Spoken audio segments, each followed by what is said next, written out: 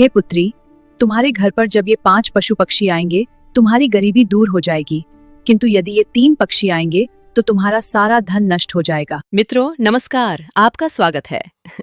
सनातन धर्म के अत्यंत प्राचीन और तांत्रिक शास्त्रों में स्पष्ट उल्लेख है कि हमारा घर केवल ईंट पत्थरों का निवास स्थान नहीं बल्कि एक जागृत और जीवित ऊर्जा केंद्र है। हमारे घर की चारदीवारी के आसपास घटने वाली कोई भी छोटी बड़ी घटना अकारण नहीं होती। प्रत्येक घटना के पीछे ब्रह्मांड की अत्यंत रहस्यमयी और कभी-कभी रोंगटे खड़े कर देने वाली आध्यात्मिक शक्तियां कार्य कर रही होती हैं। क्या आपने कभी सोचा है कि अचानक आपके घर के आंगन में आने वाले मूक पशु पक्षी केवल दाना पानी की तलाश में आते हैं? जी नहीं, वे अपने साथ परमपिता परमात्मा, माता लक्ष्मी या फिर साक्षात मृत्यु और विनाश के अत्यंत भयानक और गूढ़ संकेत लेकर आते हैं। शास्त्रों में स्पष्ट चेतावनी दी गई है कि पशु पक्षी, देवी देवता और स्वयं माता लक्ष्मी केवल उसी घर की ओर आकर्षित होती हैं जैसी उस घर की ऊर्जा होती है। यदि आपके घर में सकारात्मक और ईश्वरीय शक्तियों का वास है तो शुभ पक्षी स्वयं खींचे चले आएंगे। परंतु सावधान, यदि आपके घर के किसी अंधेरे कोने में नकारात्मक, अशुभ और विनाशकारी शक्तियों ने अपना डेरा डाल लिया है, तो ऐसे डरावने और अशुभ पशु पक्षी आपके घर पर मंडराने लगेंगे, जिनका आना साक्षात मृत्यु और भयंकर विपदाओं को निमंत्रण देना है। आज हम आपके समक्ष उन शुभ और अत्यंत अशुभ पशु पक्षियों के वो रहस्य उजागर करने जा रहे हैं जिन्हें सुनकर शायद आपके पैरों तले जमीन खिसक जाए। यदि शुभ पक्षी आएं तो रंक भी राजा बन जाता है, किंतु यदि वे अशुभ पक्षी आपके घर की छत पर डेरा डाल लें तो विश्वास मानिए, वे उस हंसते खेलते घर को साक्षात नरक के समान बना देते हैं। ऐसे घर को तुरंत छोड़ देने में ही भलाई होती है, अन्यथा वहां रहने वालों का समूल नाश तय है। अधिक विलंब न करते हुए हम आपको एक ऐसी प्राचीन और रोंगटे खड़े कर देने वाली पौराणिक कथा सुनाने जा रहे हैं जो आपको यह सोचने पर विवश कर देगी कि आपके द्वार पर आने वाला पक्षी आपके लिए वरदान लाया है या कोई भयंकर शाप। चलिए उस महाकथा के रहस्यमयी संसार में प्रवेश करते हैं, किंतु आगे बढ़ने से पूर्व हमारी एक छोटी सी विनती है। इस दुर्लभ और रहस्यमयी ज्ञान को आप तक पहुंचाने के लिए हमने अत्यंत कठोर परिश्रम किया है। यदि आपको हमारी यह मेहनत और यह रहस्यमयी ज्ञान रत्ती भर भी प्रभावी लगे तो इस वीडियो को अभी लाइक कर दें।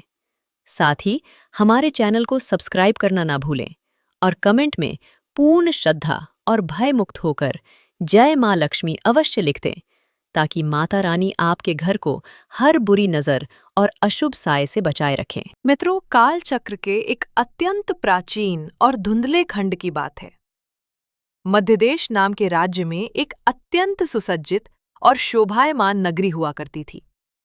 उस नगरी के एक एकांत कोने में एक निर्धन किंतु परिश्रमी बनिया अपने परिवार के साथ निवास करता था। उस बनिए के परिवार में उसकी धर्मपत्नी और 3 पुत्र थे। बनिए की पत्नी का नाम सुकन्या था। सुकन्या के नाम के अनुरूप ही उसके भीतर अनेक उत्तम गुण विद्यमान थे। वह एक परम पतिव्रता, शीलवान और चरित्रवान नारी थी। सुकन्या का संपूर्ण जीवन अपने पति और परिवार की सेवा में ही समर्पित था। वह गृह कार्य में अत्यंत दक्ष थी। भोर के समय जब संसार गहरी और डरावनी निद्रा के आगोश में होता था, तब सुकन्या ब्रह्म मुहूर्त में ही शैया त्याग देती थी। स्नान ध्यान के पश्चात घर के प्रांगण को स्वच्छ करना, द्वार पर सुंदर रंगोली सजाना और तुलसी माता को अर्घ्य देना उसका नित्य का नियम था। वह सूर्य नारायण की उपासना करती और घर के देवालय में अत्यंत भक्ति भाव से देव पूजन करती थी। संध्या के समय उसके घर में तुलसी के समीप हमेशा दीप प्रज्वलित होता था।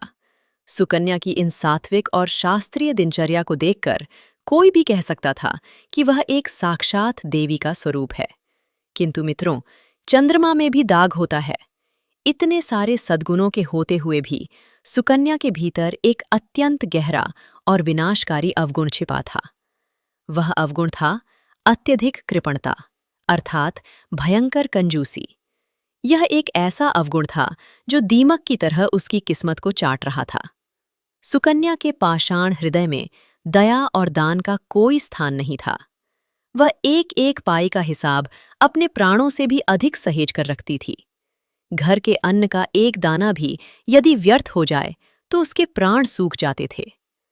उसके द्वार पर यदि कोई याचक, कोई भिक्षुक या कोई भूख से तड़पता हुआ आ जाए तो सुकन्या उसे कठोर वचन कहकर दुत्कार देती थी। उसे लगता था कि दान करने से उसकी जमा पूंजी नष्ट हो जाएगी और भविष्य के संकटों में वह भूखी मर जाएगी। सुकन्या और उसका पति दिन रात कोलू के बैल की तरह कठोर परिश्रम करते थे, जिससे वे केवल 2 समय का रूखा सूखा भोजन ही जुटा पाते थे। अपनी इस भयंकर दरिद्रता के बीच भी सुकन्या नित्य माता लक्ष्मी के मंदिर जाती और अत्यंत करुणा भरे स्वर में माता की स्तुति करती थी। माता लक्ष्मी, जो परम दयालु हैं, वे सुकन्या की इस निश्चल भक्ति से अत्यंत प्रसन्न थीं। देवी लक्ष्मी सुकन्या के जीवन से इस अभिशप्त दारिद्र्य का नाश करके उसके घर को धन धान्य और सुख समृद्धि से परिपूर्ण करना चाहती थीं। किंतु ईश्वरीय विधान के अनुसार बिना पात्रता के कोई भी संपदा टिक नहीं सकती। इसलिए माता लक्ष्मी ने सुकन्या की दानशीलता और करुणा की एक कठोर परीक्षा लेने का निश्चय किया। सुकन्या का आंगन सदैव सूना और भूतहा सा रहता था। उसकी कठोरता और कृपणता के कारण उस घर की दिशा में कोई मूक पशु पक्षी भूल कर भी नहीं आता था, क्योंकि सभी प्राणी यह जान चुके थे कि इस घर में न तो चुगने के लिए अन्न का कोई कण है और न ही कंठतर करने के लिए जल की एक बूंद। सुकन्या के द्वार पर न तो कभी कोई कुत्ता आता और न ही कोई गौ माता रंभाती हुई आती थी। उस घर का वातावरण अत्यंत नीरस, प्राणहीन और किसी शमशान की भांति सुन्न हो चुका था। फिर एक दिन माँ लक्ष्मी की प्रेरणा से सकारात्मक ऊर्जा को समेटे हुए एक छोटी सी और अत्यंत सुंदर चिड़िया उड़ती हुई सुकन्या के आंगन में आ पहुंची। वह क्षुधा भूख से व्याकुल थी। वो नन्ही जान सुकन्या के पूरे प्रांगण में फुदक फुदक कर अन्न का कोई कण खोजने लगी, परंतु निराशा ही उसके हाथ लगी। उस चिड़िया ने अत्यंत आश्चर्य से सोचा कि यह कैसा विचित्र और मृतप्राय भवन है। यहाँ न तो अन्न का एक दाना है और न ही प्यासे पक्षियों के लिए एक पात्र में जल। अवश्य ही यहाँ निवास करने वाले लोग किसी भयंकर श्राप से ग्रसित और दरिद्र होंगे। वह चिड़िया निराश होकर लौट गई। अगले दिन वह नन्ही चिड़िया फिर उसी आशा में उस द्वार पर आई, किंतु आज भी उसे वहां शून्यता ही मिली। लगातार 2 दिन तक भूखी रहने के कारण वह पक्षी अत्यंत दुखी और निराश हो गई। तीसरे दिन चिड़िया ने निश्चय किया कि आज वह इस घर की स्वामिनी से सीधे ही संवाद करेगी और अपने लिए थोड़े से दाने की याचना करेगी। वह सुकन्या के द्वार की चौखट पर जाकर बैठ गई। कुछ ही पलों में सुकन्या अपने घर के कार्य करते हुए बाहर आई। उसने देखा कि एक नन्ही चिड़िया उसके द्वार पर मंडरा रही है। सुकन्या के माथे पर क्रोध की लकीरें खिंच गई। वह जोर जोर से हाथ हिलाकर उस चिड़िया को भगाने लगी, किंतु वह चिड़िया वहां से टस से मस न हुई। सुकन्या का क्रोध भड़क उठा। वह भीतर से एक झाड़ू उठा लाई और उस नन्ही जान के पीछे उसे मारने दौड़ी। चिड़िया उड़ती और फिर उसी प्रांगण में आकर बैठ जाती। काफी देर तक यह लुका छिपी चलती रही। अंततः सुकन्या हांफने लगी। वह थककर वहीं आंगन में बैठ गई और अत्यंत चिड़चिड़े स्वर में बड़बड़ाने लगी।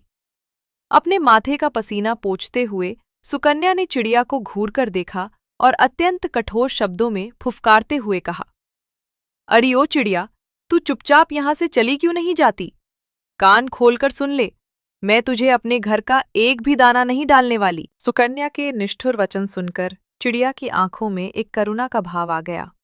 उसने अत्यंत ही विनम्र और याचना भरे स्वर में कहा, हे देवी, मैं बहुत दूर से उड़कर आपके द्वार पर आई हूं। मेरे प्राण क्षुधा से व्याकुल हैं। कृपया मुझे कुछ अन्न दे दो। आपका यह उपकार मैं कभी नहीं भूलूंगी। चिड़िया की इस करुण पुकार का सुकन्या के पाषाण हृदय पर कोई प्रभाव नहीं पड़ा। उसने अपनी निर्धनता का झूठा आवरण ओढ़ते हुए कहा, अरे मूर्ख चिड़िया, मुझे क्षमा कर। मेरे पास तुझे देने के लिए अन्न का एक कण भी नहीं है। हम स्वयं ही अपना पेट काटकर सोते हैं, तुझे क्या खिलाएंगे? सुकन्या के मुख से निकले इस सफेद झूठ को सुनकर चिड़िया को अत्यंत क्षोभ हुआ। उसने गहरी सांस लेते हुए कहा, हे देवी, आप तो अत्यंत कृपण और निष्ठुर हैं। घर में अन्न का भंडार होते हुए भी आप मुझ भूखे प्राणी से झूठ बोल रही हैं। आपकी यह प्रवृत्ति आपका ही भयंकर सर्वनाश करेगी। अत्यंत आहत स्वर में चिड़िया ने आगे कहा, अब मैं आपके इस निर्दयी द्वार पर कभी लौटकर नहीं आऊंगी। और इतना कहकर वह नन्ही चिड़िया अपने पंख फड़फड़ाते हुए वहां से अनंत आकाश में उड़ गई। सुकन्या ने राहत की सांस ली, बिना ये जाने कि उसने साक्षात लक्ष्मी को ठुकरा दिया है।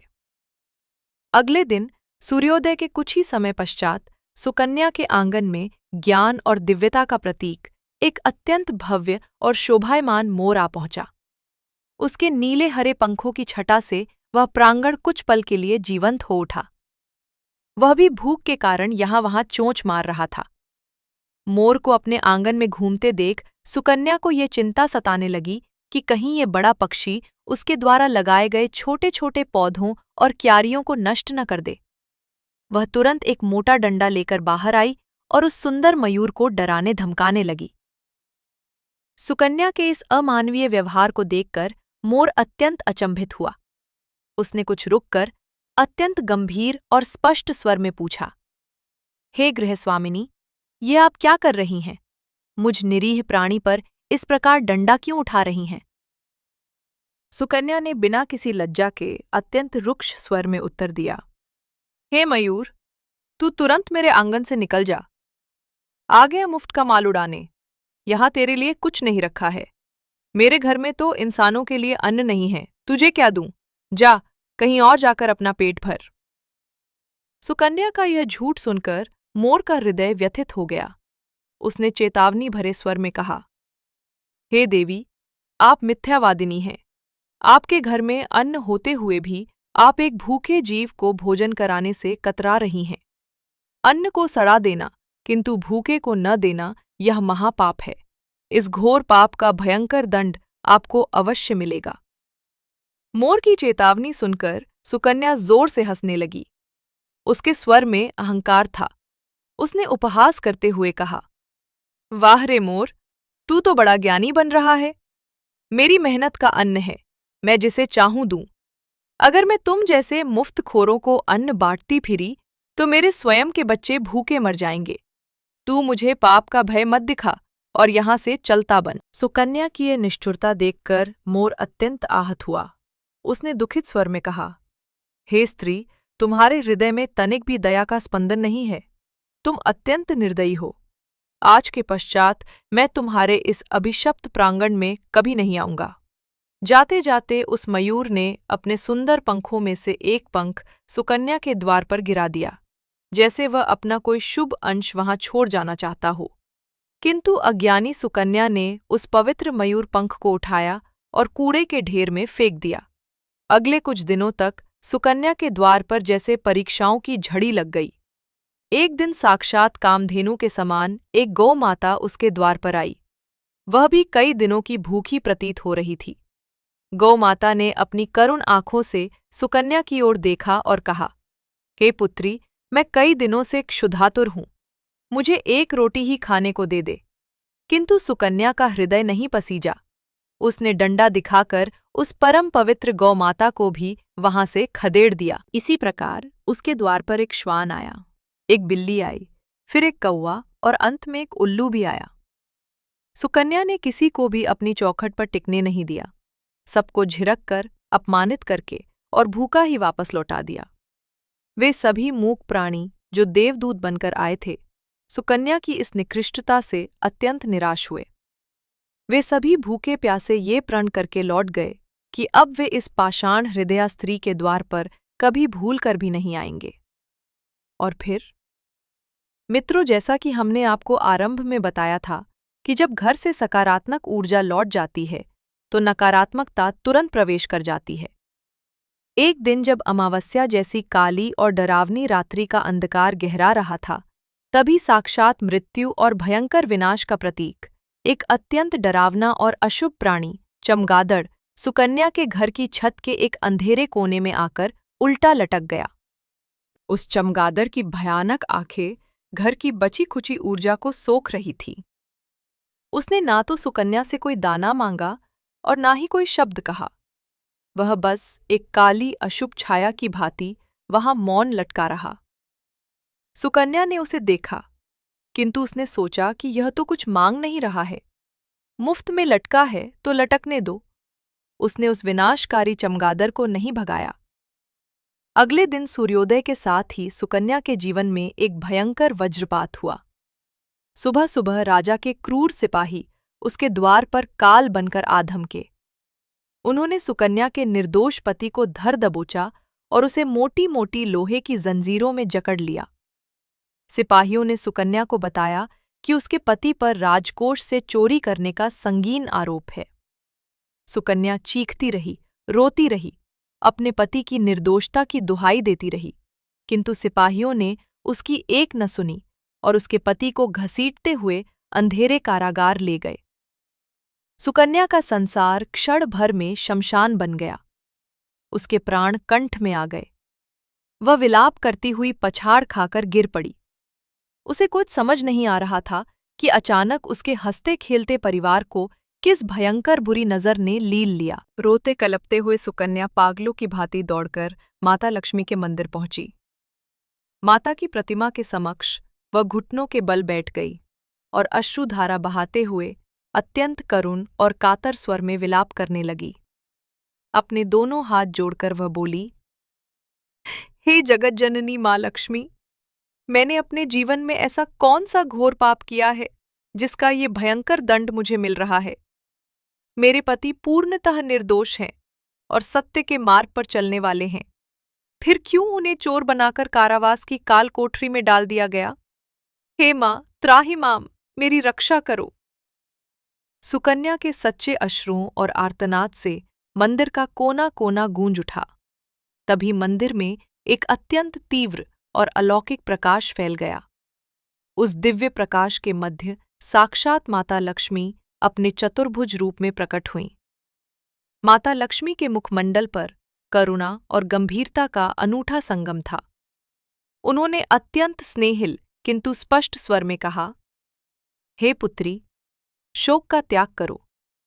तुम्हारे जीवन में जो भी ये भयंकर अंधकार छाया है, यह किसी और का नहीं, बल्कि तुम्हारे ही संचित कर्मों का और तुम्हारी निर्दयता का श्राप है। सुकन्या आश्चर्य से माँ को देखने लगी। माता लक्ष्मी ने आगे कहा, पुत्री, तुम्हारी निरंतर भक्ति से प्रसन्न होकर मैं तुम्हारी दरिद्रता को सदैव के लिए मिटा देना चाहती थी। मैंने ही तुम्हारे प्रांगण में उन सभी पशु पक्षियों को अपना दूत बनाकर भेजा था। माता का स्वर अब थोड़ा कठोर हो गया, किंतु तुमने अहंकार और कृपणता के वश में होकर उन सभी मूक और निरीह प्राणियों का घोर अपमान किया। तुमने अन्न का एक कण तक उन्हें नहीं दिया।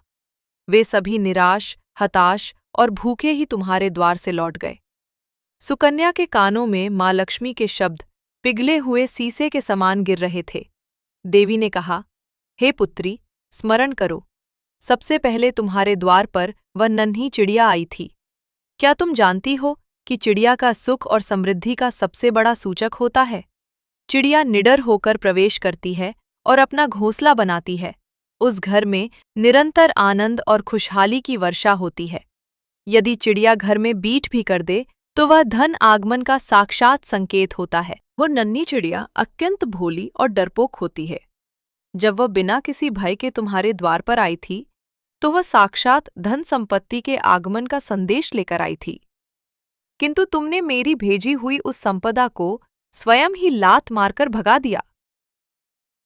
माँ लक्ष्मी रुकीं और फिर बोली, उसके पश्चात मैंने तुम्हारे घर में उस अत्यंत पवित्र मयूर को भेजा।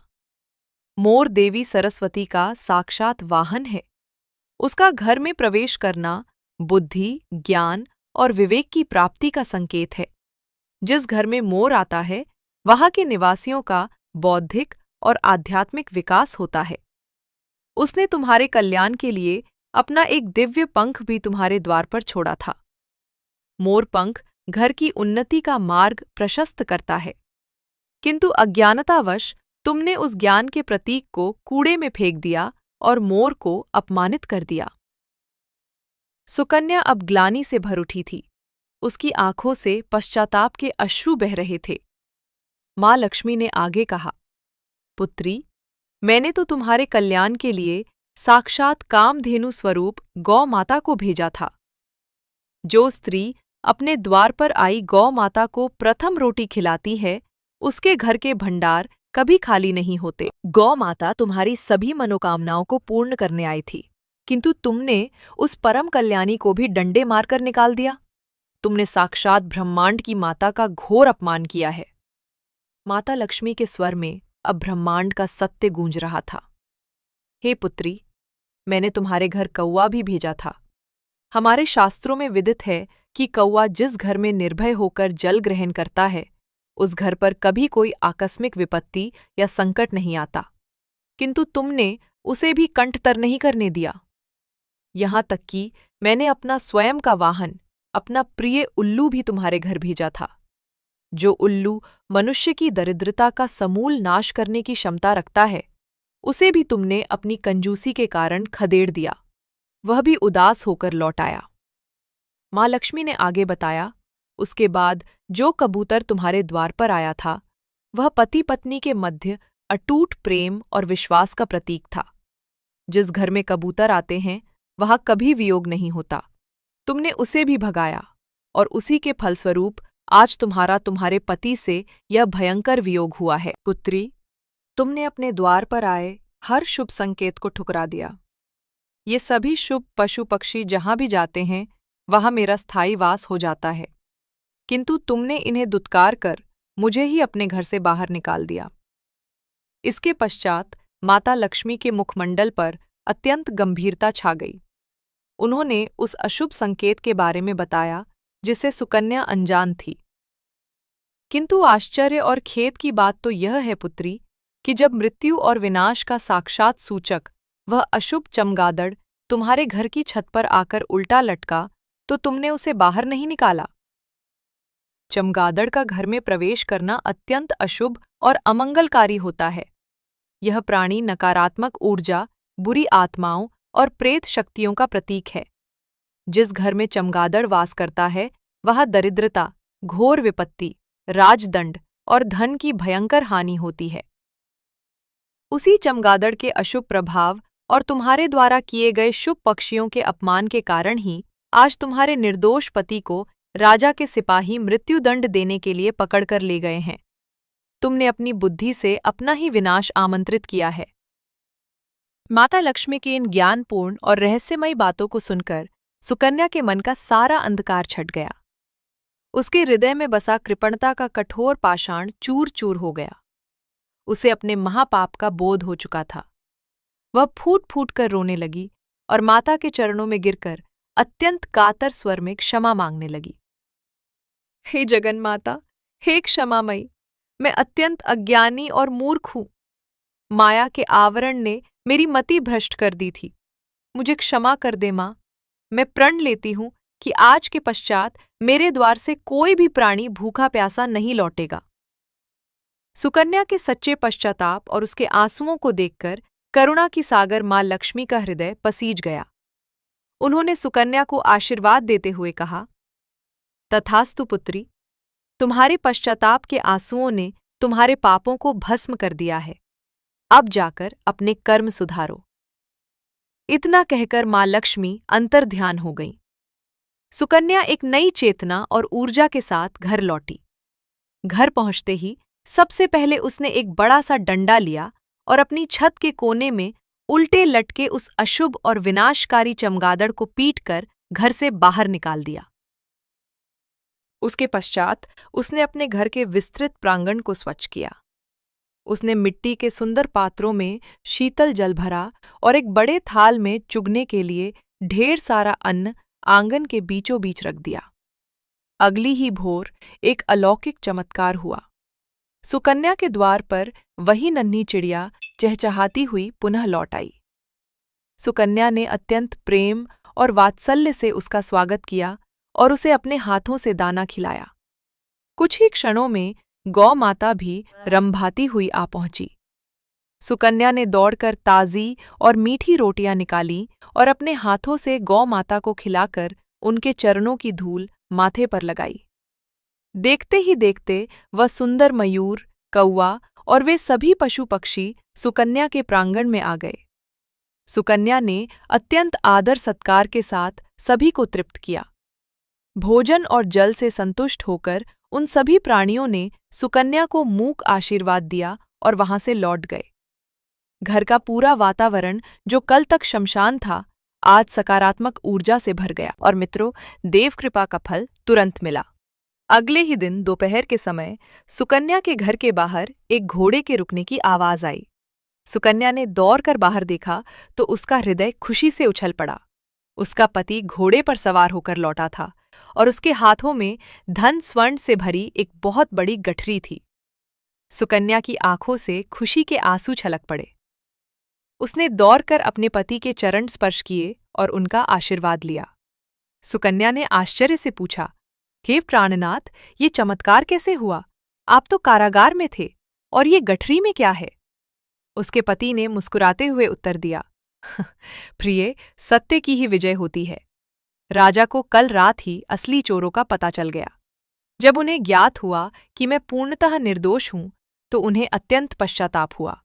राजा ने पूरे राज दरबार के समक्ष मुझसे क्षमा याचना की और मेरे इस भयंकर मानसिक क्लेश के हर जाने के रूप में उन्होंने मुझे राजकोष से ये अपार धन संपत्ति और ये सुंदर अश्व भेंट स्वरूप देकर ससम्मान विदा किया है। ये सब सुनकर सुकन्या भाव विभोर हो गई।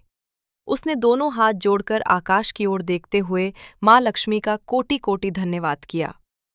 उस दिन के पश्चात से सुकन्या के द्वार से कभी कोई प्राणी भूखा नहीं लौटा और उसके घर में आजीवन सुख, शांति और समृद्धि का वास रहा। तो मित्रों, ये थी वह अलौकिक कथा। इससे हमें ये परम ज्ञान मिलता है कि हमारे घर के आसपास आने वाले ये पशु पक्षी कोई साधारण जीव नहीं हैं। ये ईश्वरीय सत्ता और मृत्यु दोनों के संदेशवाहक हो सकते हैं।